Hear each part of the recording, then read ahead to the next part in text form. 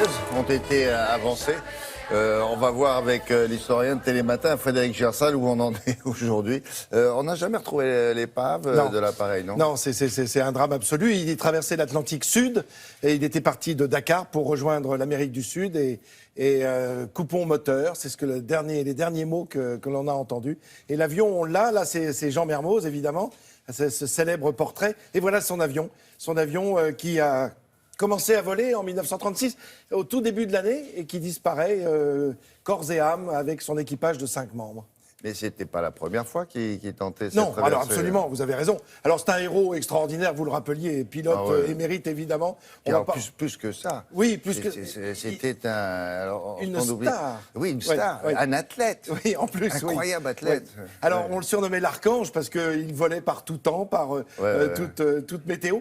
Il a fait partie de la grande aventure de l'aéropostale et on le voit sur la queue de l'appareil, là il y a marqué Latécoère. C'est donc un avion qui a été créé par Pierre Latécoère et qui est à l'origine aussi de cette grande aventure de l'aéropostale qui a commencé dans les années 20. Mermoz, lui, il a un coup de cœur pour l'aviation à partir du moment où il voit un meeting aérien, il a 12-13 ans, et là, c'est le coup de cœur. Mais c'est pas seulement le fait de voler qui l'intéresse, c'est aussi la mécanique, figurez-vous. Ce sont les moteurs, et ça le passionne au début, c'est ça qu'il veut faire. Il veut avoir les mains dans le cambouis, et puis, d'abord, il suit des études. Comme il est né en 1901, pendant la Première Guerre mondiale, il est encore au lycée, si je puis dire. Donc, à la sortie du lycée, il veut essayer de rentrer dans une grande école centrale. Seulement, son niveau en mathématiques n'est pas assez bon. Alors, c'est l'armée qui va l'appeler. Il voulait être ingénieur. Oui, il voulait être ingénieur. Voilà, c'est vraiment la mécanique qui l'intéressait. Non seulement les mains dans le cambouis, mais aussi la conception même du moteur. On va regarder des images, évidemment, d'archives qui nous permettent de revoir ce personnage qui va à la rencontre. Il va rentrer dans l'armée. Et du coup, il va voler notamment en Syrie. Incroyable, dans les années 20. Déjà, la France est plus que présente en Syrie, vous vous rendez compte. Et là, il vole et il apprend à voler à travers le désert, c'est-à-dire au cœur des difficultés. D'ailleurs, Didier Dora, qui est l'homme qui va le recevoir pour entrer dans cette grande équipée de l'aéropostale, Didier Dora dira de lui: cet homme savait voler à travers les nuages, à travers le sable, à travers l'océan. Il a réussi à vaincre la nuit. Donc c'est vraiment un personnage extraordinaire. Alors il va voler dès les premiers temps, grâce à Didier Dora, d'abord vers l'Espagne, puis vers l'Afrique. Et ça, c'est évidemment les débuts de l'aéropostale jusqu'à Dakar. Et puis après, le grand pari, ce n'est plus de rejoindre 2 continents, mais 3. Et le 3e, ça va être l'Amérique. Et là, il faut traverser l'Atlantique Sud. Et il fait partie de ces pionniers avec Syntex, entre autres, qui vont réussir à rejoindre Rio de Janeiro. On le voit là, Buenos Aires.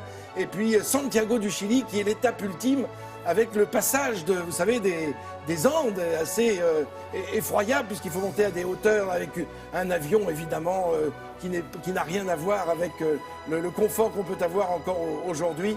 Et vous le disiez, vous le rappeliez, c'est une star absolue lorsqu'il est accueilli, quel que soit l'endroit où il arrive. À chaque fois, il est évidemment considéré comme une vraie vedette. Et alors, cette disparition en 1936, il était né en décembre 1901, il disparaît en décembre 1936. Il n'a même pas 35 ans, puisque son anniversaire allait avoir lieu 2 jours plus tard. Il est né le 9 décembre et il disparaît le 7 décembre. Mais c'était un hydravion, d'ailleurs. C'était un hydravion à bord duquel il était pour... On le voit, là. Oui, absolument. Et avec lequel il transportait ce courrier. Alors, non seulement avec l'hydravion, mais avec un avion normal. En 4 jours, le courrier permettait...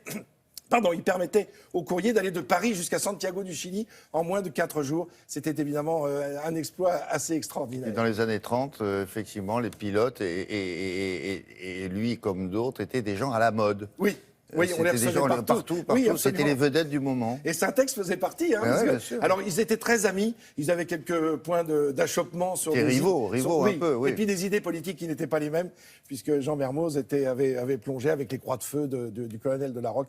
Mais ça, c'est autre... C'était un homme de droite. Oui, absolument. On passe au sport avec Émilie Brossouleux. Émilie, on commence par quoi? C'est lundi, il y a du monde là. Oui, et il y a du hand aussi. Ouais. De nombreuses victoires françaises ce week-end et on commence par les femmes. Donc en hand, c'était le coup d'envoi de l'Euro. Hier, vous savez, on compte beaucoup sur elles parce qu'elles ont terminé 2e au Jeu de Rio. cet été. Et donc, regardez, elles ont démarré la compétition de la plus belle des manières. Direction la Suède à Kristianstad. La France, en bleu, évidemment, est opposée à la Pologne. Alors, c'est pas un gros adversaire. Les Polonaises n'ont jamais eu de médaille en compétition internationale et elles n'étaient même pas aux derniers Jeux Olympiques. Les Bleus prennent vite le dessus dans la rencontre. Elles ont été très inspirées en attaque avec 5 buts de Siraba Dembélé. C'est elle. Large victoire, 31-22. La France est première du groupe B. Ça, c'est bien ce qu'elle a fait, là, vous avez vu ce changement de pied, là, en plein milieu. C'est vrai, oui. Et elle jouera donc face à l'Allemagne demain soir. D'autres réussites françaises en ski alpin cette fois. Les Bleus ont brillé dans les Alpes. Mathieu Fèvre remporte à domicile la première victoire en Coupe du Monde de sa carrière. Il remporte tout simplement le géant à Val d'Isère. Alors c'est un exploit car il a dominé un certain Marcel Hirscher. Vous savez, l'Autrichien aux 40 victoires et aux 5 globes. Et Mathieu Fèvre termine donc la course avec 49 centièmes d'avance. Alexis Pinturo est un autre Français. Il est à droite et il est sur la 3e marche du podium. Une autre belle victoire en équitation cette fois et elle est encore tricolore. Ce week-end, c'était le Longines Masters de Paris et figurez-vous que ce cavalier est le plus rapide du monde. Il est français, il s'appelle Kevin Stott et oui, il s'impose, bon évidemment avec sa jument, lors du mythique Speed Challenge. Il faut évidemment sauter tous les obstacles et être le plus rapide à terminer le parcours. Et le Normand termine donc avec 4 secondes d'avance sur son poursuivant. Sachez, William, que c'est un doublé français puisque Julien Epaillard a terminé 2e. Et au Grand Prix, les Français ont été moins en réussite, ils ont terminé 7e. C'est incroyable, on a l'impression que l'image est en accéléré, tellement il va vite. Ah ouais, bien joué. C'est hyper impressionnant, on n'en voit pas souvent en plus de l'équitation. Alors un peu de foot, tiens. Oui, de la Ligue 1. Alors jusqu'à 21h, vous savez, Monaco était leader du championnat français, mais ça c'était avant que Nice joue, car Nice a joué hier et Nice a récupéré son fauteuil de leader. C'était à l'Allianz Rivera, entre les Niçois et les Toulousains, il n'y a pas eu photo. Les Aiglons en rouge et noir ont commencé très fort, avec notamment 2 buts en seulement 3 minutes. De cet homme, Alassane Plea, puis de Younes Belhanda. Score final 3-0. Oui. Après 16 matchs de Ligue 1, Nice en est à 39 points, c'est-à-dire que personne n'a jamais fait mieux. Le Paris Saint-Germain est prévenu à une semaine du choc face à Nice au Parc des Princes. Ce sera dimanche prochain. Et sachez que Nice avait peut-être pris exemple sur l'OM. Et oui, car quelques heures plus tôt, Marseille en blanc s'est aussi imposé 3-0. Et là, on s'y attendait un petit peu moins, car l'OM restait sur 2 matchs sans victoire. Et là, non seulement le club s'est imposé, mais en plus avec la manière. Après Florian Thauvin, Bafétim Bigomis s'est lui aussi illustré. Et il a fêté son but comme à son habitude, avec beaucoup de discrétion. Et alors que le match est sur le point de se finir, Clinton J inscrit le 3e et dernier but. C'est la plus large victoire de l'OM cette saison. Marseille est 10e. Et une dernière image en rugby cette fois. Et là, c'était bien en rouge qu'il fallait être pour l'emporter. C'est Toulon qui prend rapidement les commandes du match contre l'Union Bordeaux-Bègles. À la manœuvre, Brian Abana, évidemment. Alors, ça ne plaît pas à Bordeaux, regardez bien. Du coup, Luc Braid a la bonne idée de marcher sur le visage d'un de ses adversaires. Regardez le pauvre Gorgodze, il va se prendre 100 kilos sur le visage. Ça fait mal, a priori. Voilà, bah oui, monsieur, c'est interdit, sortez du terrain. Carton rouge, Toulon se venge avec 4 essais, du coup. Et Toulon s'impose 37-10. Voilà, c'est bien fait pour eux. Ah ouais. Bon, on a d'autres choses pour terminer ? Oui. Alors, si vous aviez l'intention de prendre le métro ou le bus ce week-end à Paris, c'était pas la peine. Il suffisait de prendre le paddle. C'était beaucoup plus simple, finalement, pour la plus grande course du monde de stand-up paddle à Paris. C'est chaque année depuis 7 ans. Alors, les concurrents se sont levés à l'aube. Vous voyez, il faisait encore 0 degré. Je vous laisse imaginer la température de l'eau. A priori, on n'avait pas envie de tomber. Il y avait 600 personnes sur l'eau. Et l'arrivée était juste en bas de France Télévisions au niveau de Javel. Il n'y a eu que 2 abandons, peut-être celui de Grégoire Tournon, notre ami qui était sur la course. On ne l'a pas aperçu, donc peut-être qu'il était à l'eau, on ne sait pas. Et vous êtes sûr qu'il était sur l'eau, oui ? Oui, voilà, il était sur l'eau. Il n'a pas couru sur les berges à côté, non ? Non, je ne crois pas. Et sachez que demain, il sera en direct pour Télématin du Salon Nautique. Ah, ben justement. Voilà, donc il nous dira s'il est tombé ou pas. Ben, j'espère qu'il a des images de cet exploit. Merci beaucoup, Émilie. À plus tard. Après des nouvelles du sport, place à celle de l'emploi-temps. En ce moment que l'on recrute les saisonniers, vous savez, pour la saison hivernale, alors dans les stations de sport d'hiver, bien sûr, mais aussi dans les grandes villes, on s'affaire pour trouver des collaborateurs qui vont épauler les équipes en place et les postes à pourvoir sont dans de nombreux secteurs, très nombreux. Alors c'est ce qu'on va voir avec Sophie Pignal. Notez bien.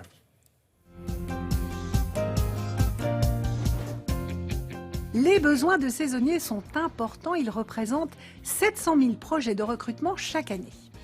Le tourisme et l'agriculture sont les principaux employeurs de saisonniers. Et en ce moment, ce sont les stations de sport d'hiver, les professionnels de l'hôtellerie et de la restauration, ainsi que la grande distribution, qui cherchent à renforcer leurs équipes pour répondre aux besoins de leurs clients. Mais attention, travailler comme saisonnier, c'est contraignant. En station, les journées de travail se finissent tard. Plus d'un tiers des saisonniers travaillent après 22 heures. La cadence est soutenue. La moitié des saisonniers n'ont qu'1 jour de repos par semaine. Si malgré tout vous êtes intéressé, eh bien un site à consulter, www.jobmontagne.fr. Regardons la carte. C'est principalement dans les grandes villes, dans les principaux massifs français que se concentrent les emplois de la saison hiver. Parmi les entreprises qui recrutent, les professionnels de la distribution spécialisée, comme par exemple PhotoWeb, qui connaît son plus haut pic d'activité quand viennent les fêtes de fin d'année. Créée en 2000, cette entreprise basée à Grenoble fut la première société française à proposer le développement de photos numériques transmises par Internet et livrées à domicile. Elle a ensuite étendu son activité à la réalisation de livres photos, pour certains en véritable papier argentique, de cartes et de faire-part de naissance. Pour la période de Noël, la société entend doubler ses effectifs. Dès maintenant, elle sélectionne ses collaborateurs et les forme. Opérateurs de production, conducteurs de machines, conseillers clientèle sont les principaux postes proposés. Et l'entreprise l'assure, ici, pas de discrimination. Tout le monde a sa chance. Et comme chaque année, depuis maintenant 5 ans, 15 collaborateurs issus de ce recrutement intégreront la société en CDI. Autre secteur qui voit son activité culminer en fin d'année, l'univers du jouet. La Grande Récré, entreprise familiale française créée en 1977, est aujourd'hui une enseigne phare qui dispose de 250 magasins en France, en Belgique et au Maroc. Dédiée aux jeux, aux jouets, à la fête, aux loisirs, l'enseigne propose plus de 10 000 références. Elle va recruter 1000 saisonniers pour les mois de novembre et décembre afin d'accueillir les clients dans les magasins dont la fréquentation augmente considérablement à cette époque de l'année. Elle recherche des manutentionnaires pour les équipes de jour et de nuit, ainsi que des employés polyvalents qui seront formés à la gestion des caisses et à l'emballage des cadeaux. Les emplois de saisonniers sont également dans le tourisme, l'hôtellerie, la restauration. Bellambra, le numéro 1 des clubs de vacances en France, lance sa campagne de recrutement avec 1500 contrats proposés dans les filières de la restauration, de l'animation et de l'hébergement. La marque est en plein essor et a ouvert 4 nouveaux hôtels-clubs dans les Alpes, à Tignes, Morzine, La Plagne et aux Arcs 1600. Au total, 24 clubs constituent en ce moment leurs équipes avec des postes proposés dans l'accueil, l'hôtellerie, la restauration, l'animation.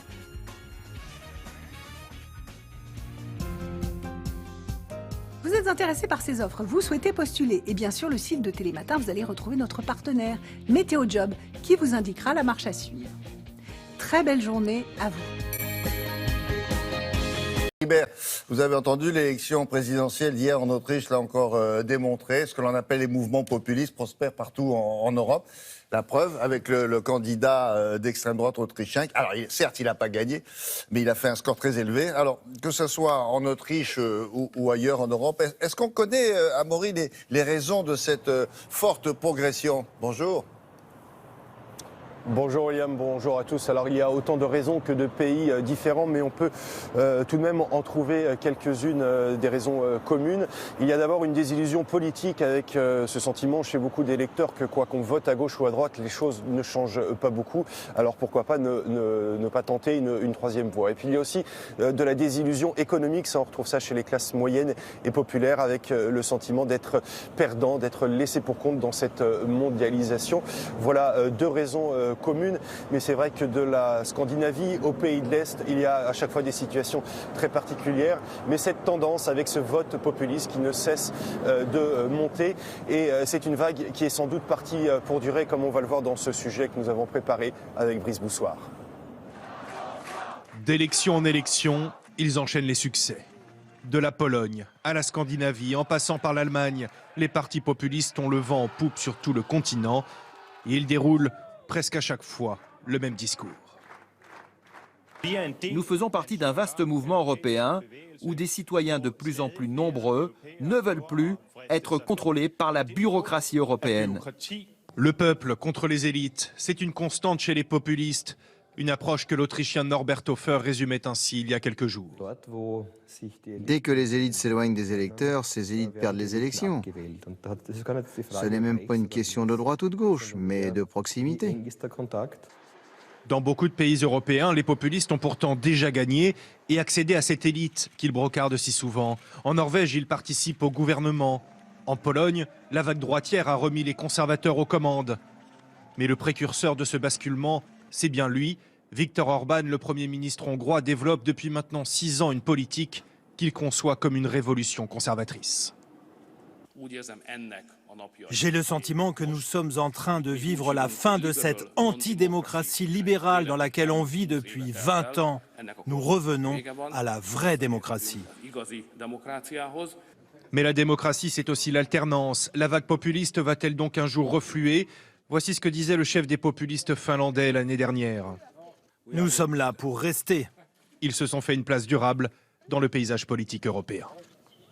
Alors justement, une place durable dans le paysage politique. En Allemagne, par exemple, que vous connaissez bien, les élections auront lieu l'année prochaine. Est-ce que l'on craint dans ce pays une vague populiste ? Ah oui, parce que sauf surprise majeure, l'AfD, le parti populiste allemand, devrait faire son entrée au Bundestag, le Parlement allemand, lors des élections de l'année prochaine. Ça serait une première pour un tel parti depuis la fin de la Seconde Guerre mondiale. Mais sur la route de l'AfD se dresse désormais la chancelière sortante. Angela Merkel a annoncé qu'elle briguerait un 4e mandat. Et quand elle a fait l'annonce de sa candidature, elle a clairement indiqué l'axe de sa campagne qui se déroulera sur des valeurs démocratique, et beaucoup en Allemagne ont analysé cela comme une volonté de combattre assez frontalement ces populistes de l'AfD. Alors est-ce que Angela Merkel réussira à contenir cette poussée populiste? On le verra, mais c'est vrai que déjà dans les sondages, on voit que l'AfD est plutôt en train de stagner, alors que Angela Merkel et son parti ont gagné quelques points. Mais attention, les élections en Allemagne, c'est dans 10 mois, et 10 mois en politique, c'est une éternité. Ah oui, même 6 mois en France, ça peut l'être aussi. Merci.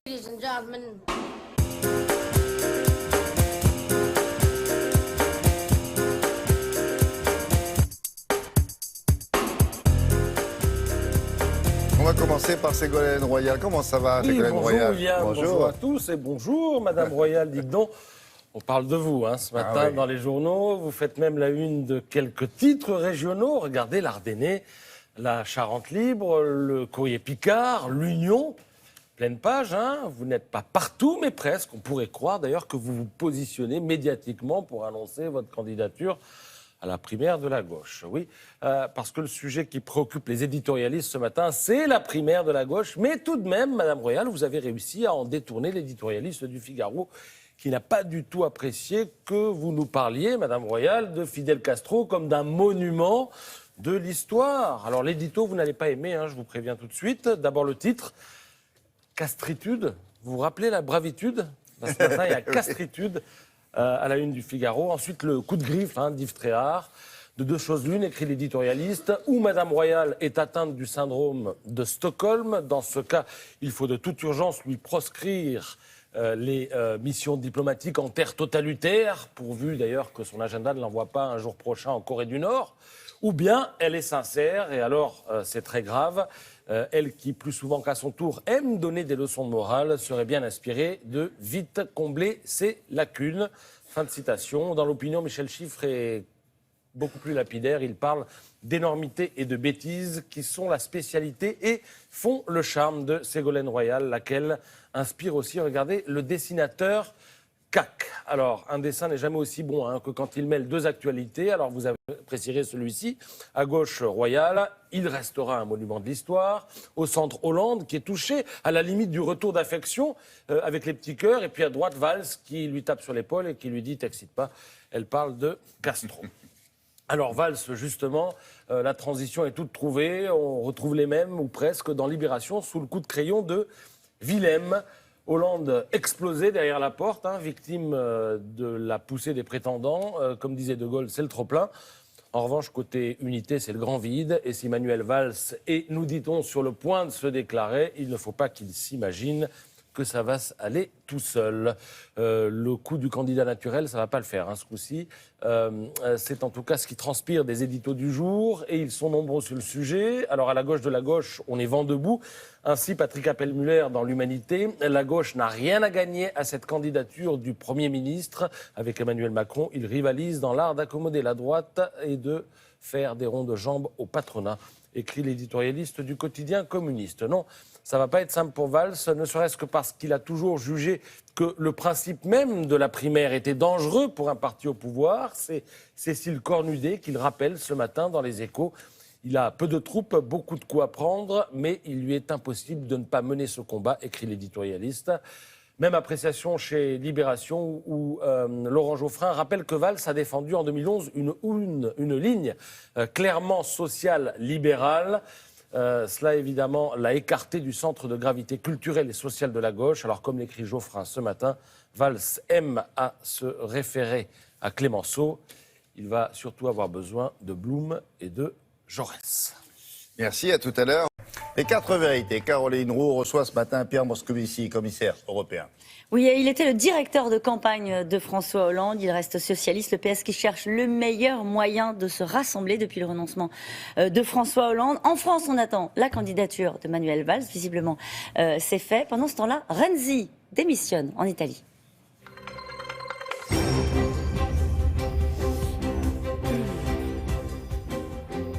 Bonjour Pierre Moscovici. Bonjour. Nous allons naturellement parler de vos amis socialistes, de Manuel Valls, mais d'abord un mot sur Matteo Renzi. Il démissionne après une défaite lors d'un référendum pour une réforme constitutionnelle. Et dès ce matin, Marine Le Pen explique « Les Italiens ont désavoué l'Europe ». Renzi qui démissionne, un non au référendum italien, c'est un désaveu pour l'Europe ? Non, rien à voir. C'est une réforme constitutionnelle interne en Italie qui n'a pas réussi à frayer son chemin. Je veux saluer Matteo Renzi parce qu'il a pris conséquence avec beaucoup de dignité de ce qui s'est passé. Par ailleurs, c'est un pays solide, avec des autorités solides, et j'ai tout à fait confiance dans l'Italie pour faire face à cette situation. Mais Madame Le Pen aurait dû regarder un autre pays. Elle aurait dû regarder ce qui s'est passé en Autriche, où là, elle était plus concernée, parce qu'il y avait un candidat d'extrême droite, M. Hofer, qui aurait pu devenir, qui aurait risqué de devenir le premier président d'extrême droite en Europe depuis la Seconde Guerre mondiale. Et les Autrichiens lui ont apporté un sévère, très cinglant démenti en élisant un candidat vert, M. Van der Bellen. Ça veut dire 2 choses pour moi. C'est-à-dire que contrairement à ce que pense Mme Le Pen, le populisme n'est pas une fatalité, l'extrême droite n'est pas irrésistible. Elle ne l'est pas en Autriche, elle ne l'est pas en France, elle ne l'est pas en Europe. Il y a en Europe une profonde réticence, une résistance à ces idées d'extrême droite. Et donc, non, elle a tort de se réjouir. Pour le reste, maintenant, en Italie, il va falloir trouver un président du Conseil. C'est marrant, vous dites que c'est un pays stable. 60 gouvernements en 70 ans. Il y a une vraie instabilité politique. Il y a une instabilité politique, mais le pays, lui, est extrêmement stable. Et c'est aussi une grande économie. C'est la 3e économie de l'Union européenne. C'est un pays qui est très engagé dans l'Europe. Et honnêtement, il faut être Madame Le Pen pour imaginer que l'Europe était au milieu de ce référendum. Elle regarde ce qui se passe aussi en Italie. Elle voit qu'il y a un mouvement qui s'appelle le mouvement 5 étoiles, qui sont des mouvements plutôt populistes, qui gagnent du terrain, qui ont fait la campagne pour le non. Je pense que si vous disiez à M. Grillo ou au maire de Rome et de Turin, qui sont 2 jeunes femmes, qu'elles ressemblaient à Mme Le Pen, elle n'apprécierait pas. Non, il n'y a pas une extrême droite. Il y a eu un parti fasciste en Italie. C'était avant-guerre. Il a eu des résurgences après-guerre, mais il n'y a pas d'extrême droite de cette nature-là. Donc, elle aurait tort de se projeter. Pour le reste, moi, ce qui compte, je suis commissaire européen, chargé de l'économie et des finances, et qui est une stabilité économique en Italie. On verra quel sera le choix qui est fait. Il y a par exemple un homme que je connais bien, qui est le ministre des Finances, Pier Carlo Padoan, que je rejoindrai dans quelques minutes à Bruxelles pour l'Eurogroupe, la réunion des ministres de l'économie et des finances. Non, Madame Le Pen a plutôt subi ce week-end une défaite qu'une victoire. On a souvent comparé Matteo Renzi à Manuel Valls. C'était plutôt sympathique comme comparaison.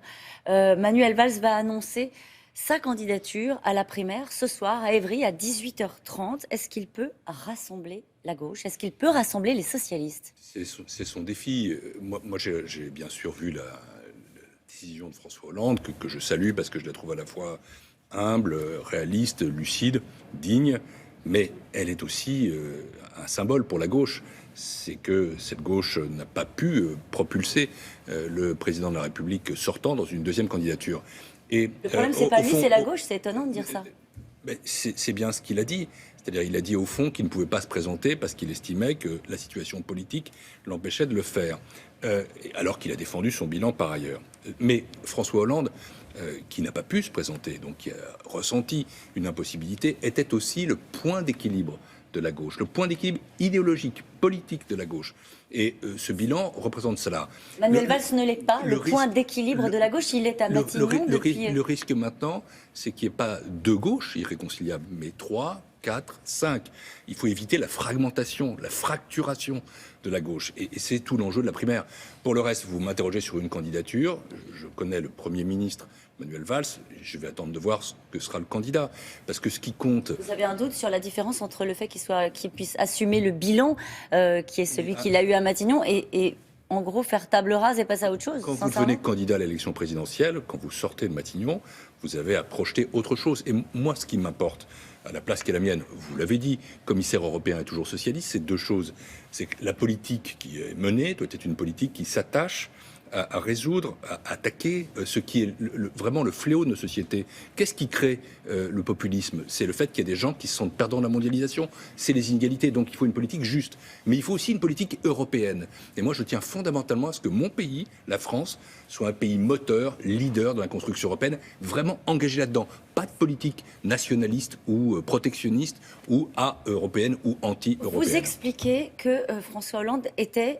On va parler au passé, le point d'équilibre de la gauche. Manuel Valls a été son Premier ministre, il a assumé cette politique telle qu'elle a été menée par François Hollande. Il ne serait pas le point d'équilibre du Parti socialiste et de la gauche aujourd'hui, Manuel Valls? Je n'ai aucune intention, encore une fois, ni de polémiquer, ni comme ça d'adhérer sans savoir.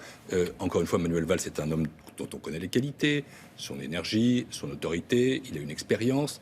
Et en même temps, sur le plan idéologique, il lui est arrivé d'affirmer l'identité qui lui était très propre. Donc maintenant, comprenez qu'on ne connaît pas encore toutes les candidatures à ces primaires, qu'on attende de voir quel est le paysage et surtout ce que disent les candidats. L'exercice des primaires, c'est un bel exercice démocratique. Laissons-le se dérouler.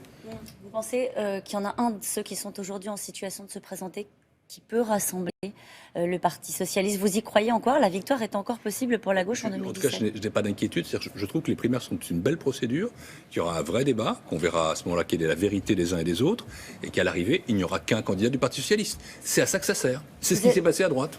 Vous êtes très attaché à la personnalité de François Hollande. On l'a entendu dans ce moment d'interview. Vous avez parlé de lui. Non, c'est pas une question de personnalité.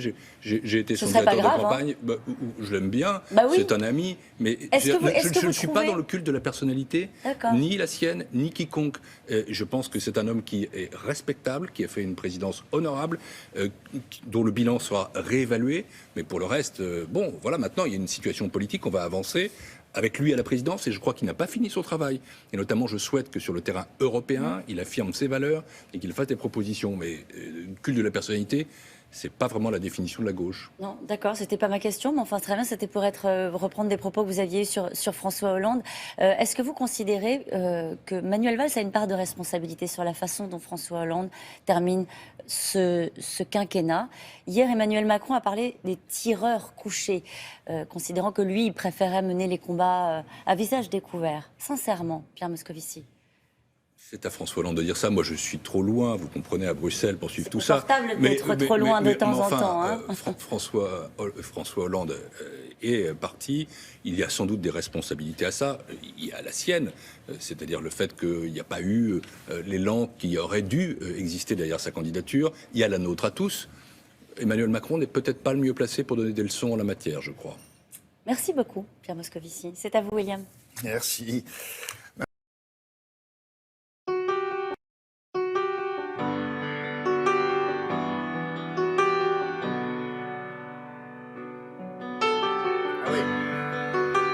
Ah oui, je voyais pas le lien là. Ouais. Je ne voyais pas le lien entre cette musique et le fait qu'on va parler du froid. Coldplay, froid. Oui. Ça bosse. Des millions de Français qui souffrent du froid. Alors, cette période de froid, bon, vous me direz, alors on est en hiver. C'est vrai, vous avez raison. Mais les températures proches de zéro, ça peut provoquer parfois des mauvaises surprises. Est-ce que vous savez, par exemple, que ça constitue un danger pour ceux qui ont un pic d'infarctus quand les températures chutent? On ne savait pas ça. Il y a ça dans les statistiques et vous le savez bien, Brigitte. Alors, il faut adopter les bons réflexes. Par exemple, d'abord, quelles sont les personnes les plus à risque quand il fait très froid? On n'y est pas encore, hein, il fait froid normalement pour l'instant. Alors, les personnes les plus à risque sont, parce que nous ne sommes pas évidemment tous égaux face au froid, les personnes les plus à risque sont notamment les personnes qui sont fragilisées par l'âge ou le grand âge. Et puis à l'autre extrémité de la vie, les bébés, les nourrissons. Pour les nourrissons de moins de 3 mois, vous savez que leur régulation thermique n'est pas aussi efficace que celle de l'adulte. Je ne sais pas si vous avez remarqué que les nourrissons, ils ont souvent les pieds froids, donc on leur met des chaussons. Voilà, oui. on fait en sorte de... Petites moufles. Et puis évidemment, dans les périodes de grand froid... Accroché autour du cou. Avec le truc qui court le long de la manche. Oui. Et le cordon. Ah, bah oui. Alors. Les moufles et les chaussons. Et aussi, évidemment, vous l'avez dit, les études scientifiques ont montré que l'hiver, pendant les périodes vraiment de froid, on constate un pic d'infarctus. Et donc, parmi les personnes qui sont particulièrement sensibles au froid, eh bien, il y a les patients atteints de maladies cardiaques, parce que le froid, le grand froid, peut aggraver une maladie cardiaque déjà existante. Alors, les organes donc, qui vont souffrir particulièrement du froid, ce sont le cœur, on l'a dit, mais aussi le poumon, la peau. Donc, comment éviter ces risques liés au froid et quels sont-ils exactement? Réponse en images.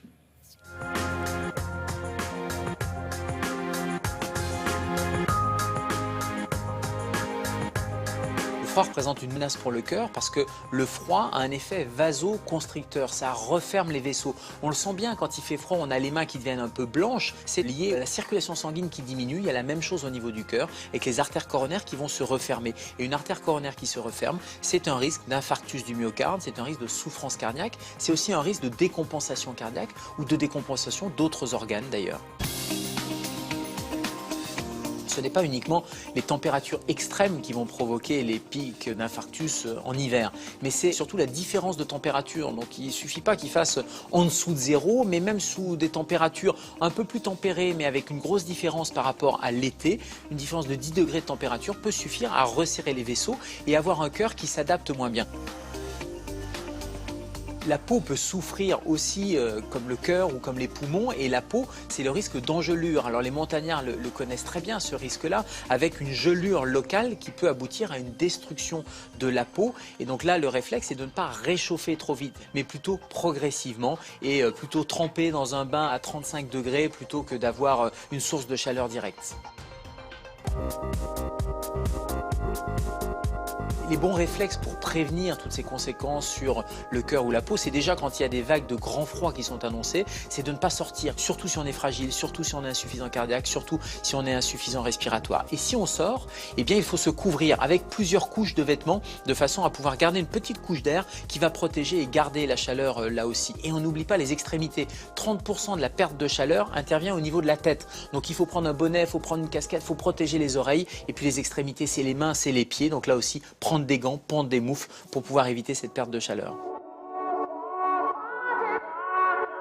L'alimentation peut être un moyen aussi de lutter contre le froid, en plus des mesures physiques. J'allais dire c'est des mesures internes où on va plutôt prendre des boissons chaudes, des tisanes avec certaines épices. C'est antioxydant, ça va protéger et ça va dynamiser le système immunitaire. Les soupes avec des légumes frais là également vont apporter du zinc, du sélénium. Et un mauvais réflexe, ça serait plutôt le vin chaud parce que l'alcool va déshydrater et dérégule un peu cet équilibre thermique. Donc c'est plutôt mauvais. Et puis plutôt des sucres lents là aussi, sans trop manger en sortie d'hiver. Après vous aurez pris quelques kilos qu'il va falloir perdre.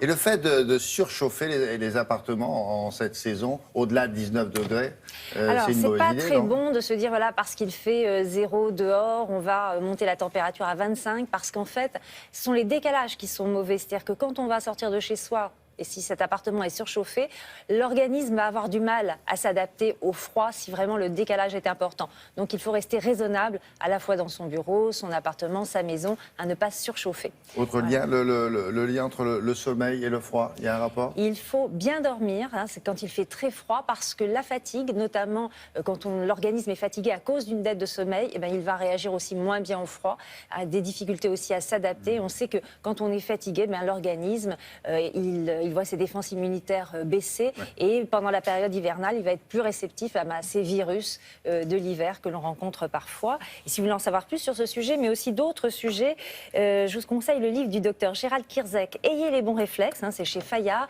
et il aborde tout un tas d'autres sujets comme les attentats, les catastrophes naturelles, les inondations, les tsunamis, les accidents, toutes sortes d'accidents. Donc voilà pour savoir comment réagir face à ces accidents. Merci beaucoup.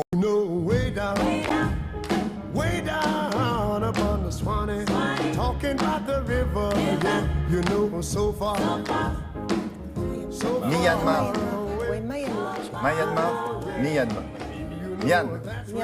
On dit Myanmar. M-Y-A-N-M-A-R. Et vous me direz, ça se trouve où? C'est loin. C'est bien. C'est bien, Ramden. Bien travaillé, Ramden. C'était en Birmanie, c'est vrai.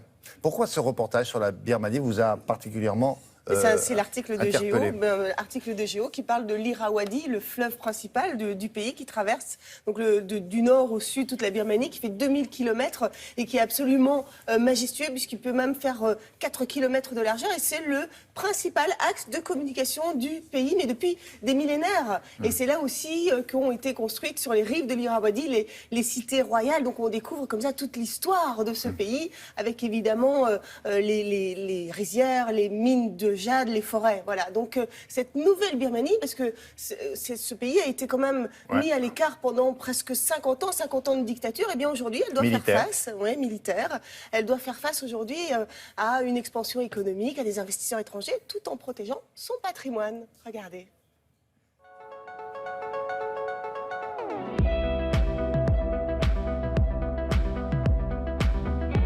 L'Irrawaddy est considéré vraiment comme un trésor pour les Birmans. Pourquoi? L'Irrawaddy est un des fleuves majeurs pour les Birmans, pour la Birmanie, pour cette partie d'Asie du Sud-Est également qui est sensible et qui a besoin d'un accès donc, à l'eau douce. L'Irrawaddy est une veine jugulaire vitale pour l'agriculture, donc pour une majorité de Birmans travaillant dans les champs. L'utilisation donc des fleuves pour transporter les biens et les personnes est cruciale. C'est un mode de locomotion privilégié pour les Birmans dans cette région d'Asie qui demeure largement sous-développée. L'Irrawaddy demeure très largement méconnu, donc sous-exploité d'une certaine manière.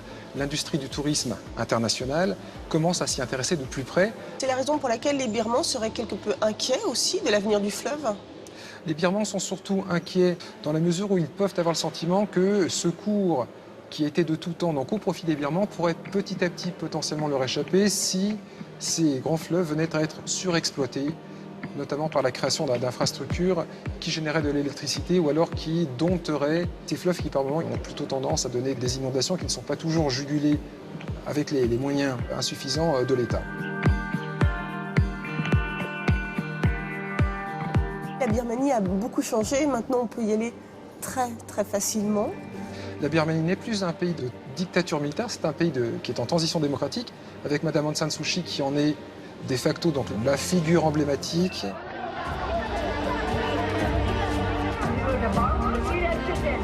Alors finalement, la Birmanie, dans 15 ans, qu'est-ce qu'elle pourrait devenir? Alors on peut imaginer que d'ici 15 ans, la Birmanie aura récupéré une partie de son retard de développement par rapport à certains voisins, comme la Thaïlande, comme le Laos, comme le Vietnam. On peut souhaiter aux Birmans qu'ils profitent de cet élan vers un 21e siècle qui leur serait enfin un peu plus propice. On peut surtout leur souhaiter très fort que ce rythme du renouveau, du retour dans le concert des nations ne se fasse pas trop vite et que la Birmanie se développe à son rythme, mêlant respect de la tradition, préservation de l'environnement naturel et éviter, si possible, l'emballement d'une croissance effrénée, qu'elle ne se jette pas dans le 21e siècle avec trop de précipitations. C'est tout le bien qu'on lui souhaite. Alors, je ne vous ferai pas l'injure de vous demander où se trouve la Birmanie, bien sûr, vous le savez, au cas où on doit avoir une carte pour vous rappeler où se situe ce pays-là, avec la capitale Rangoon. Ça s'écrit comme ça, vous êtes sûr en français. Ça peut être avec deux Ça peut être avec deux os.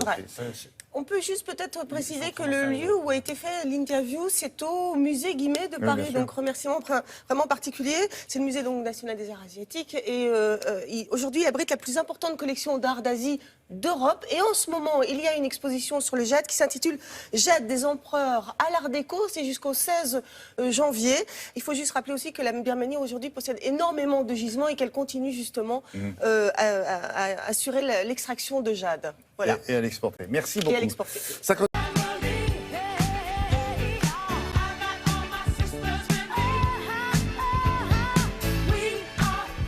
Très joli titre hein, pour une série télévisée, Connasse. Connasse. Alors il était ça très va, drôle, Connasse, bien sûr. ça a marché, hein.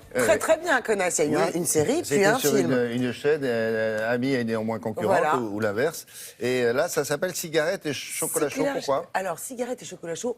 La réalisatrice Sophie Rennes a trouvé ce titre parce qu'il y avait une chanson de Rufus Wainwright qui s'appelait comme ça et qui parlait déjà d'un homme qui voulait qu'on l'accepte tel qu'il était. Premier film de Sophie Rennes. Sophie Rennes, galop d'essai réussi. Vous la voyez au milieu avec les deux jeunes actrices. Premier film, mais pas néophyte dans le milieu du cinéma puisque c'est une excellente monteuse.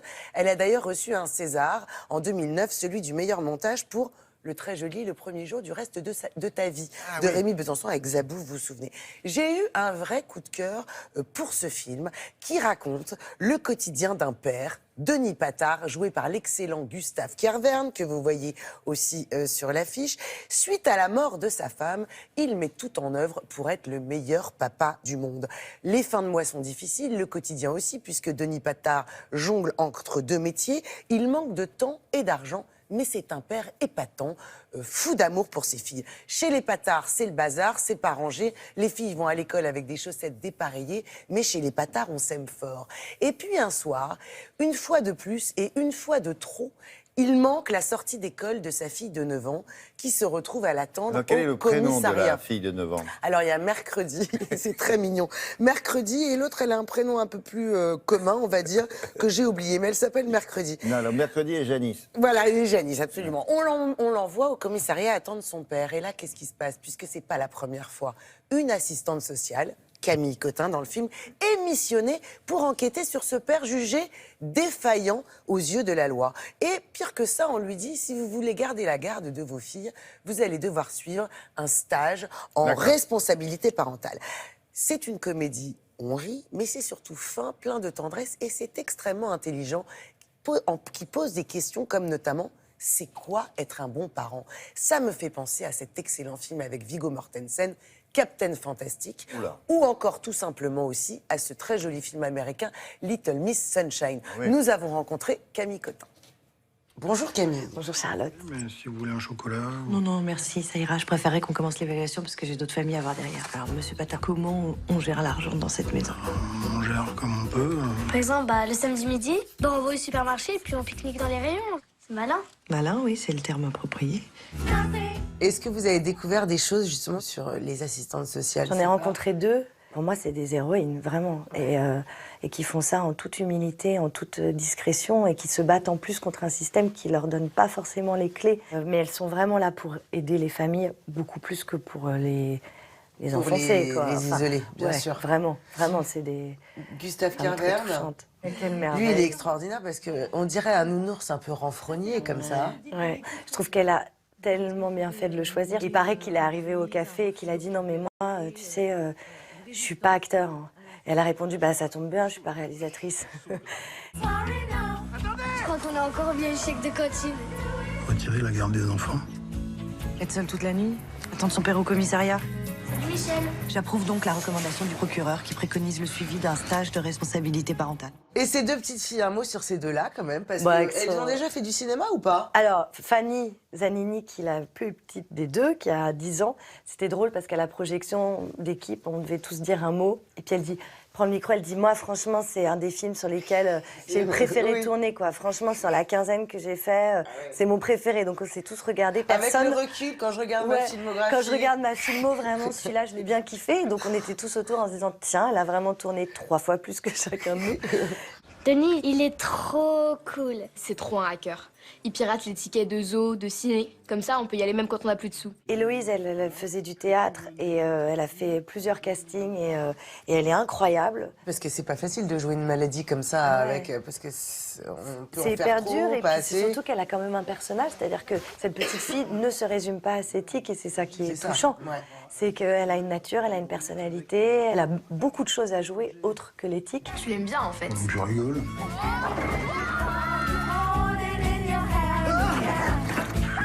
Monsieur Patard n'a pas respecté ses engagements. Lance la procédure judiciaire. Faut que tu les vois ensemble. Vous êtes une maman dans la vie. Est-ce qu'il vous arrive d'avoir en vous parfois un peu de Denis Patard? Ah mais totalement. Quand j'ai lu le scénario, je me disais... Oh, alors le problème, c'est que je m'identifie beaucoup plus à lui qu'à l'assistante sociale qui dit genre mais qu'est-ce que c'est que cette famille?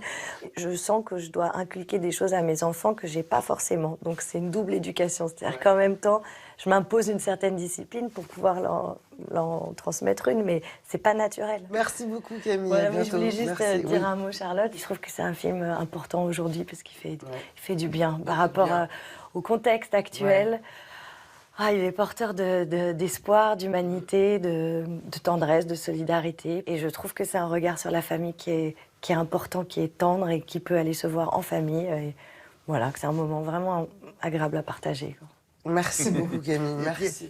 Elle élargit sa palette parce que faire rire, ça, elle sait très bien le faire, mais là, c'est autre chose. D'émotions. Vous avez vu, elle est très sincère. Hein, elle Ouais. appuie dessus, c'est vrai, c'est poétique, c'est surtout très intelligent. Et c'est décalé. Ça sort le 14 décembre, mercredi, dans 10 jours. Merci Charlotte.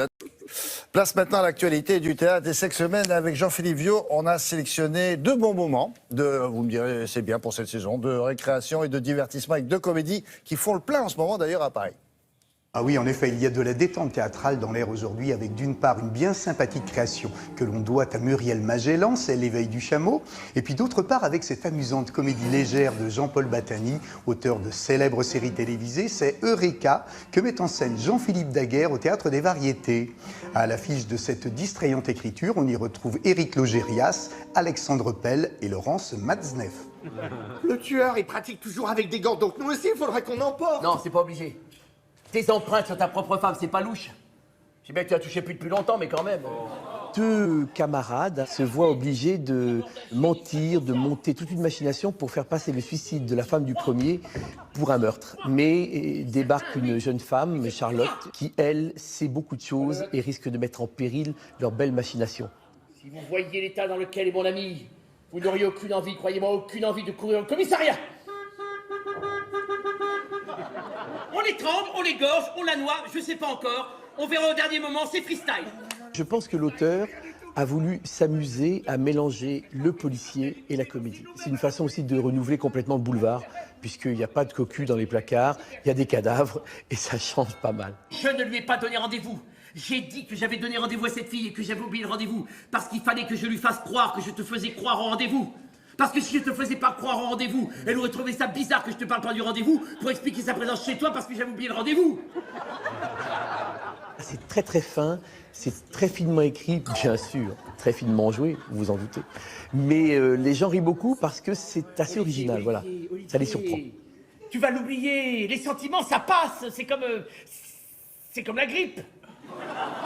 La dinde est prête. Oh oui, vous êtes superbe. Après les délassantes cocasseries d'Eureka, ce sont les affrontements quelque peu tumultueux de L'éveil du chameau que l'on peut aller applaudir sur les planches du théâtre de l'Atelier à Paris. Barbara Schulz, Pascal Elbé et Valérie Decobert y incarnent habilement des personnages livrés à des situations bien contemporaines. Anouche Sedbon signe la mise en scène de cette féroce et touchante comédie pleine d'humour. Je sais même pas la tête qu'il a, ce gamin. On peut pas dire que je suis son père. D'ailleurs, quel âge il a aujourd'hui? Il peut pas avoir plus de quoi, 15, 16 ans? 23 ans. 23 ans, bourré de charme, mais en cavale. C'est lui le chameau. Voilà, c'est un beau chameau. Et en fait, je vais le harceler jusqu'à ce qu'il reconnaisse son fils qu'il n'a jamais reconnu, parce que son fils qu'il n'a jamais reconnu a mis enceinte ma fille et est parti. Voici le dessin que nous devrions tracer. J'en parlerai au Père Noël, merci. Ah non. C'est une pièce qui parle de la transmission, de la responsabilité, la paternité. La vie peut se construire à deux, mais il faut assumer ce que nous sommes. Et si on accepte d'être aimé pour ce que nous sommes, eh ben on peut aller loin. Mais il faut ne pas fuir. En plus, je suis un peu comme un adolescent. Plus on essaye de me contraindre, plus je me raidis, si je puis dire. Ah bah, tenez, là aussi, il est sur sa moto. Ah bah bon, là, on la voit mieux, là. Elle est rouge, en fait. Oui, en fait, elle est rouge. Ouais. Vous êtes vraiment un con. Hein. C'est le ton de la comédie, bien entendu. Pas bien entendu, ça pourrait être un drame. Mais là, avec des traits de caractère et chez l'un et chez l'autre très poussés, elle est poétique, drôle et réaliste. Je ne veux plus jamais entendre parler de cette histoire. Mais non, mais je vous J'ai appelé, j'ai fait mon devoir de père, ça n'a pas marché. Il était peu probable que Simon vous saute au cou en vous criant « Je t'aime, papa !» Bah, c'est un peu comme ça que vous m'aviez vendu l'histoire, pourtant, non?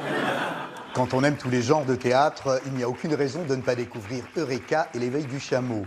Ces deux pièces parfaitement bien interprétées sont à la hauteur de leurs propos, accessibles et sans prise de tête, avec toujours le rire et le sourire en prime. Chacune d'elles a de quoi satisfaire positivement la curiosité de tout amateur de spectacle vivant. Alors surtout, ne nous en privons pas. Bon théâtre à tous et à très bientôt, c'est promis. À la semaine prochaine.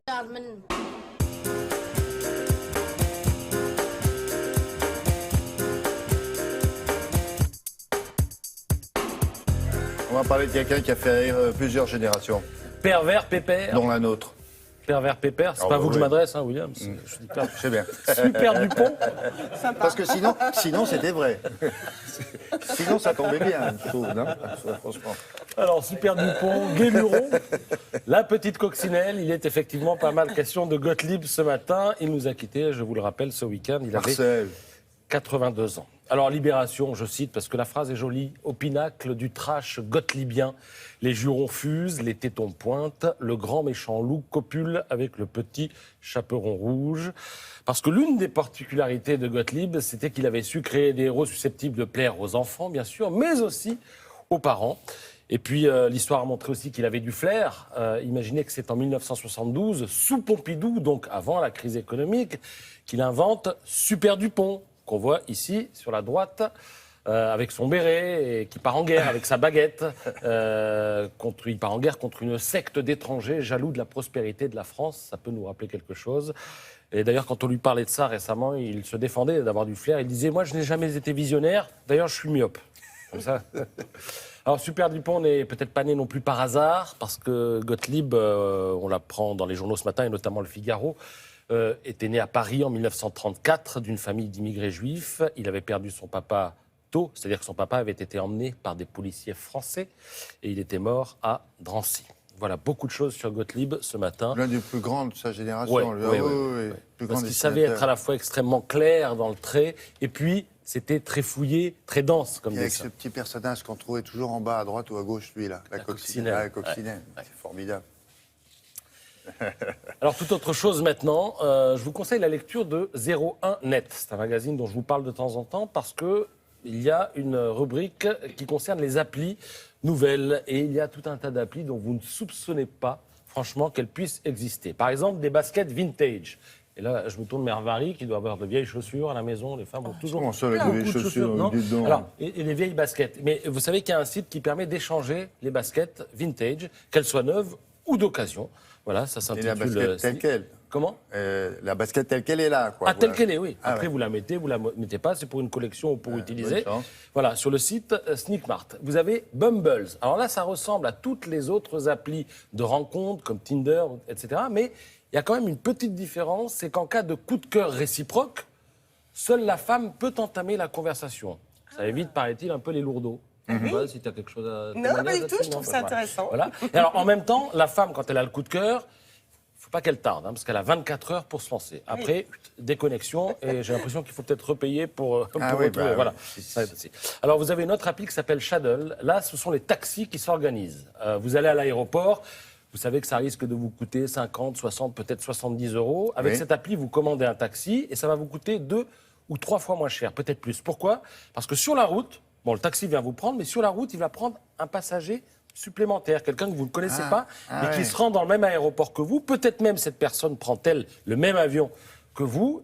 En tout cas, tout est organisé pour que vous arriviez Oui, à non, mais l'heure attendez, pour ça embarquer. reste un taxi, ça va pas devenir un bus. Ah non, ça reste un taxi qui va prendre, au lieu Ouais. de vous prendre vous tout seul avec votre valise, va vous Sinon, prendre on va vous. pas s'asseoir les uns sur les autres. Non, on va vous prendre vous et une autre personne. Peut-être 2 autres personnes c'est pas maximum. bête, ça, c'est pas bête. C'est sûr que si on prend 10 personnes, ça coûte plus rien. C'est aussi l'avantage. Mais Oui, bon, ça sera s'appelle 2-3 personnes. Ça s'appelle le train.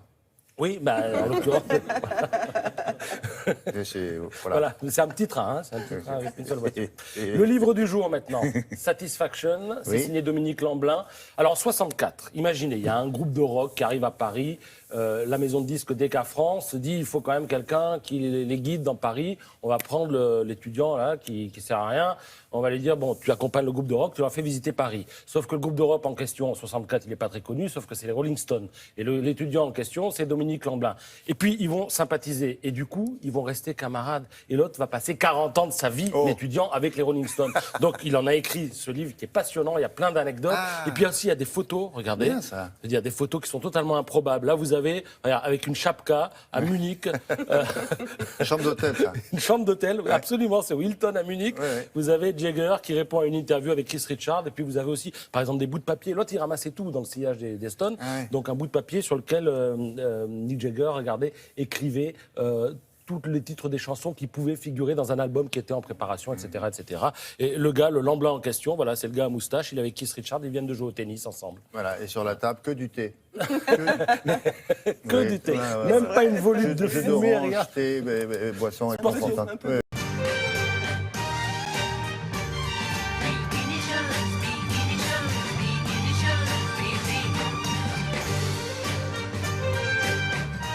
Donc là, vous avez compris dans quel univers nous sommes.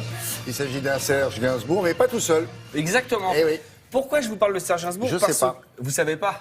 C'est parce que Jane Birkin va faire une tournée avec un orchestre symphonique. Un peu pour rendre à César ce qui appartenait à Serge ou le contraire. C'est-à-dire, évidemment, on sait bien que Gainsbourg s'est beaucoup inspiré de la musique classique. Il avait du respect pour la musique. Il avait du respect parce qu'il avait dans son éducation musicale, je cherchais le mot, eh bien évidemment la musique classique a eu de la place avec son papa et donc évidemment Brahms, Chopin qui lui tapait sur les doigts. Mais comme vous, quand on fait une mauvaise chronique, aïe. Non, je l'ai avec la règle, quand il faisait une fausse note, bang. Oh là. Mais ce qu'on sait moins, c'est que Serge Gainsbourg a été aussi emprunté du côté de la musique africaine. Et je vous propose de laisser la place à un garçon extrêmement bien habillé et brillant qui va nous expliquer ça mieux que moi. Avec une petite barbichette avec trois poils. Il n'est pas rasé, il a une petite barbichette mais avec des jeune poils. garçon. Allons-y. Ah oui, très jeune, toujours. Gainsbourg s'est beaucoup inspiré du monde de la musique classique. Mais oui, vous le savez très bien. Par exemple, Initial BB. Initial BB n'est autre que la symphonie du Nouveau Monde de Anton Dvorak. Oui. Et par exemple, si vous écoutez Brahms, la 3e symphonie, ça a été une assez jolie chanson de séparation qu'il a écrite en 83 pour Jane Birkin.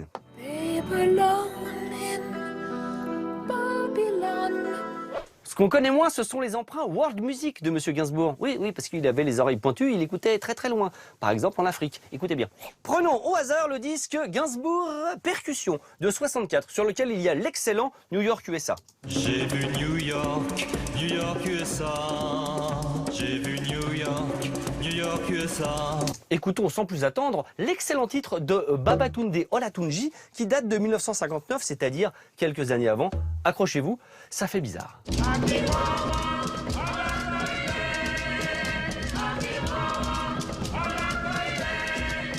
Nous sommes donc relativement d'accord.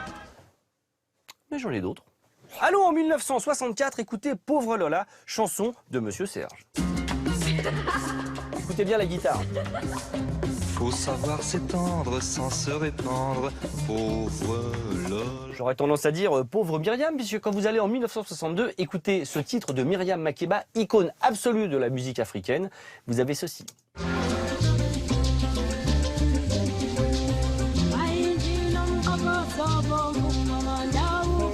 Et l'un sur l'autre, ça donne ceci. Gainsbourg, Makeba.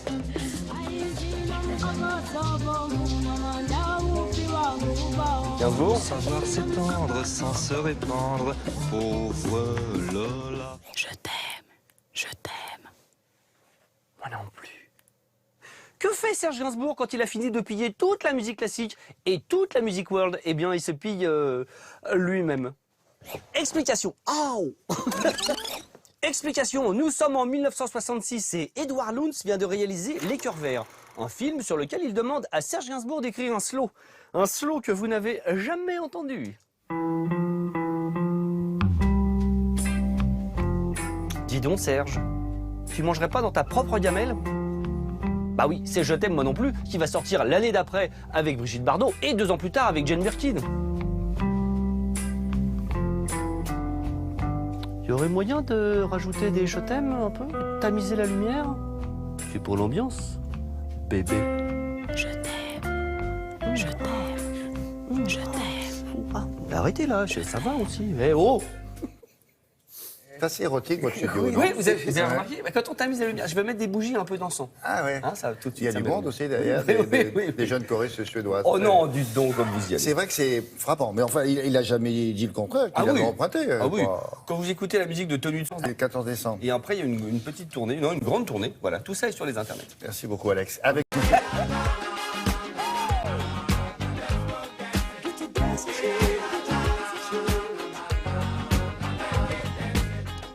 Globalement, l'idée, et vous deux, ça vous concerne directement, globalement, l'idée, c'est de faire la fête. Vous voyez ce que je veux dire?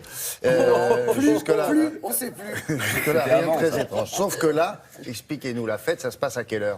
Ça se passe entre 6h et 9h. C'est ça qui est assez dingue. Mais nous, cette tendance, finalement, on l'a développée en premier il y a 30 ans avec Télématin. Oui. C'est la tendance, William, des morningophiles, des matinophiles. Et aujourd'hui, ce mot existe. L'idée, c'est de se lever très tôt pour faire des choses avant d'aller bosser. Alors méditer, courir et pourquoi pas faire la fête. Et alors une fête organisée comme celle que je vous présente aujourd'hui, c'est un énorme événement en fait. C'est-à-dire qu'entre 6 et 7, ça va commencer très tranquillement avec un petit peu de yoga. Mais alors entre 7 et 9, c'est la fête. Mais vraiment la grosse après, ils vont au teuf. boulot Et après, ils enchaînent avec leur vie, leur boulot. Chacun travaille dans des milieux très très différents. Excusez-moi, parce que quand ces deux-là font la fête, ils boivent pas que du lait. Non, mais alors voilà, je les connais. Alors là, c'est le problème. Qu'est-ce qu'on boit? Du thé, du jus d'orange? D'after et ceux qui vont faire les before work, donc avant le travail, c'est qu'il n'y a pas d'alcool. On mange un petit déj super Bon, ces deux-là n'iront pas. C'est réglé. On boit des smoothies. Très équilibré, très sain. Je vous l'avais dit. On ne boit pas d'alcool, mais en même temps, pour démarrer une journée, bon voilà, certains vous diront qu'on n'a pas besoin d'alcool. Mais il y a quand même l'ambiance. Hein. Comme quoi, c'est pas nécessaire. Je vous l'avais dit, vous deux. Certains vous diront qu'on n'a pas besoin d'alcool pour Ils font semblant avec des smoothies. En tout cas, cette tendance du matin, c'est vraiment le credo des professionnels non, mais ça a pris aux États-Unis, mais ici en France, ça vient des États-Unis, ça cartonne en Angleterre également. Et en France, ça a été exporté par ces jeunes qu'on a rencontrés, qui vivaient aux États-Unis, qui sont revenus et qui ont amené ça. Et vous allez voir que, évidemment, dans une ville comme Paris, ça cartonne. Et je pense que ça peut se développer. Bon. C'est plein de bonne humeur, plein d'énergie pour le reste de la journée. Voilà, découvrez ça en images.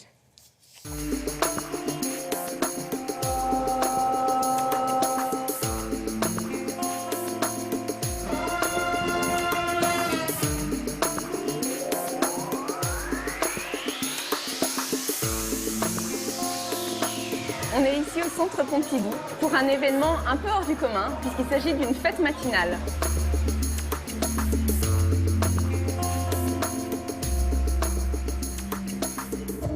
Imaginez que vous accueilliez la lumière du soleil. Elle arrive, elle est juste là, elle est juste derrière. Ouvrez les bras, entrez en contact avec votre voisine, votre voisin. Cette matinée dure 3 heures. Ça commence à 6 heures. De 6 à 7, on a du yoga. Voilà, pour commencer en douceur. Et après, de 7 à 9, on a une grosse fête. On essaie de faire le plus de surprises possible dans l'événement. Et on invite des artistes. On a trouvé un thème avant-garde ce matin. Donc j'ai fait un petit chapeau un peu à la Buren. La fête bat son plein, il est 7h du matin et en fait on a 300 personnes qui sont réunies là, qui dansent, qui assistent à des performances artistiques, qui prennent un petit déjeuner et qui s'amusent avant d'aller travailler.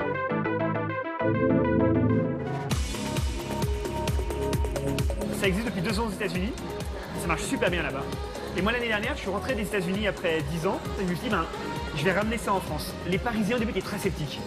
Mais en fait, on savait que le pari était gagnable et voilà, et on est là aujourd'hui. Et ensuite, toutes les personnes qui viennent aujourd'hui vont aller bosser. Et moi aussi, là, dans 1 heure, je suis au travail. C'est génial. Un moment pour soi, commencer par le yoga, ici c'est magnifique. À Beaubourg, la vue sur Paris, c'est juste superbe. On prend ici un café, un croissant, on prend beaucoup de bonne humeur et d'énergie et généralement on arrive après au bureau et justement les gens sont dis donc, quelle forme, là là. J'ai une réunion à 10h30 donc il va falloir que j'enlève tout ça le plus possible en tout cas. C'est le petit coup de barre du début d'après-midi qui est un peu difficile à gérer, mais c'est tellement un plaisir que ça vaut le coup. Je travaille dans la finance, donc pas très fun comme milieu. J'aime bien les nouveaux concepts et c'est sympa, les trompettes de bon matin. Pour se réveiller de bonne humeur. Pourquoi est-ce qu'il faudrait attendre forcément le soir pour faire la fête? Pourquoi est-ce qu'il faudrait obligatoirement consommer de l'alcool pour faire la fête? Non, finalement, la fête, c'est la vie et on peut faire ça à n'importe quelle heure de la journée. Le fait d'être dans un événement comme ça, hors du commun, d'avoir l'impression de faire quelque chose de spécial, de voir autant de sourires, et bien finalement, ça donne une énergie incroyable. Et les gens vont souvent faire le retour sur le fait qu'ils étaient beaucoup plus heureux et beaucoup plus énergisés pour leur journée. Quand ils arrivent au boulot, ils sont un petit peu... non, disons qu'ils sont quand même légèrement en décalage par rapport aux autres, j'imagine, parce qu'ils oui, arrivent c'est ça. gonflés à bloc. Ils ont la tête dans le sac et puis eux, ils arrivent, ils sont super excités. Il y en a parmi eux quand même qui, à mon avis, qui n'ont pas dormi non plus avant. Ça, je vais rentrer dans les détails. Donc c'était au centre Georges Pompidou, donc sur le thème avant-garde. Donc en plus, ils sont dans des lieux qui sont quand même étonnants. Là, le lever de soleil au centre Pompidou, c'était magnifique. Le prochain a lieu le 16 décembre au Liberty Living Lab. Alors là, c'est un nouveau lieu de l'entrepreneuriat social. Dans le 2e arrondissement, le prochain... Un lieu d'entrepreneuriat social. Oui, en gros, vous savez, c'est toutes ces nouvelles tendances de coworking, c'est-à-dire que plusieurs startups se mettent ensemble dans un même lieu. Tendances de coworking avec des startups. Voilà, bon, bref. Le prochain thème, évidemment, ce sera les petits lutins, les elfes, le Père Noël. Il y a une nurserie ou pas pour les cadras? J'ai vu des gens venir avec pour des les mères de enfants. famille qui ont des enfants? Non. Vous ne pouvez pas y aller, les filles. Ça tombe bien, je préfère sortir le soir. On ira ensemble. Alors, le centre Georges Pompidou, je vous signale qu'il y aura un télématin spécial. Ah bon? Oui, je vous signale. Et on ne m'a pas prévenu. Mais si, vous avez dû recevoir la note de service. C'est le... Dans le feu, j'ai remis du bois. Dans la cheminée, il n'y avait pas son père. C'était la fille du Père Noël. J'étais le fils du Père Fouettard. Elle s'appelait Marie Noël. Je m'appelais Jean Balthazar. Un président. La fille du Père Noël, bien connue. Alors, ce sont des petits chalets, vous connaissez ça, au moment des fêtes, sont censés proposer des produits gastronomiques et des idées de cadeaux. C'est ça, en gros, à l'origine. Produits régionaux et puis des cadeaux pour... À l'origine. Après, ça a été dévoyé, cette affaire. Vous trouvez les tours Eiffel fabriqués en Chine à des prix hors de... Alors ça, c'est aujourd'hui. Autrefois, à l'origine, c'était vraiment des marchés qui étaient locaux et qui ne concernaient que Noël. On pense bien sûr à l'Alsace, où on fêtait Saint-Nicolas. C'est un modèle, oui. C'est un modèle. On pense bien sûr à la Provence, avec les santons, avec les douceurs de Noël, c'est-à-dire les fruits confits, le nougat. Et en une vingtaine d'années, eh bien là, ça s'est brutalement, considérablement développé. Dans la plupart des grandes villes de France, chaque ville a son marché de Noël, où je pense qu'il vaut mieux aujourd'hui comprendre et prendre en compte la notion de marché que la notion de Noël. Bien sûr, on va trouver des spécialités, on va trouver de la décoration, on va aussi trouver de la restauration rapide, on va trouver tout un tas de choses, mais ça se vend, c'est ça qui est fou. C'est-à-dire que la petite tour Eiffel made in China, pour appeler un chat, elle se vend. Sinon l'exposant ne reviendrait pas. Sur les Champs-Élysées, bien sûr, parce que sur les Champs-Élysées, produits régionaux de Paris, bonne chance. Alors, mais sinon, dans les régions, oui, vous trouvez ça, ces produits régionaux. Ça existe encore. Bien sûr, et ça existe toujours. Et même sur les marchés parisiens, on peut trouver des produits régionaux qui ne sont pas forcément d'Île-de-France, qui viennent d'autres régions. Mais on peut se demander aussi, ça se conçoit. Quelle est la réglementation de ces marchés? Parce qu'aujourd'hui, est-ce que les mairies ont vraiment un droit de regard?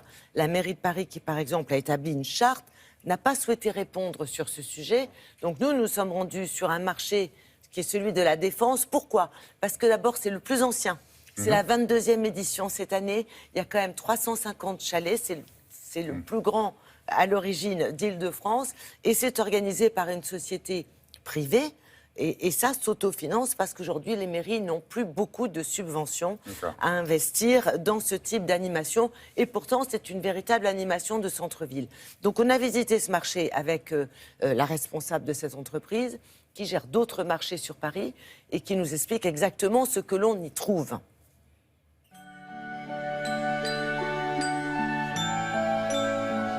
Sur les marchés de Noël, les organisateurs sont soit des actifs privés, soit des actifs publics. Nous avons des municipalités ou des sociétés qui sont à la demande et à l'initiative de villages de Noël. Il y a de temps à autre certaines municipalités qui réussissent à trouver des financements pour aider les centres-villes à être dynamisés et donc aider les organisateurs à proposer des animations. Cependant, généralement, les villages de Noël s'autofinancent par les organisateurs à l'aide, bien sûr, des exposants qui payent en emplacement. On va trouver de la décoration de Noël. On a ici un stand de près de 400 mètres carrés dédié à la décoration de Noël. On va trouver des santons. On va rencontrer des petits producteurs de foie gras, de miel. On va découvrir des idées cadeaux pour les enfants, des jouets en bois, mais aussi pour les parents, des petits bijoux. Tout ça, c'est des idées cadeaux qu'on va retrouver sur le marché de Noël. Ce sont des choses qu'on ne va pas retrouver ailleurs. L'organisateur doit, quoi qu'il arrive, répondre à une charte de qualité plus ou moins établie par chaque municipalité. La ville de Paris a elle-même mis en place une charte qui doit être signée par chaque organisateur au moment des autorisations, afin de s'assurer que les produits soient bien dédiés et spécifiques à Noël.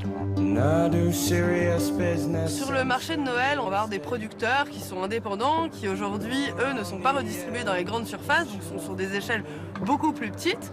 On est sur des produits de qualité et généralement qui sont quand même à des prix abordables. Nous, en tant qu'organisateurs, nous ne pouvons pas imposer des prix. Cependant, sachez que pour eux, c'est quand même une grosse partie de leur chiffre d'affaires et que assommer les clients ne serait pas du tout une technique intéressante pour eux. Ils sont là pour avoir des prix complètement cohérents. Sur un marché de Noël, on est sans cesse contrôlé par l'hygiène, les douanes, les fraudes, etc. Vous n'avez que trouver des produits qui sont véritablement authentiques. Par contre, n'hésitez pas à regarder la provenance et vous renseigner sur le produit que vous voulez acquérir. Les artisans sont honnêtes et vont vous répondre et après, c'est à vous de faire le choix, comme partout, d'acheter ou pas vos petits souvenirs.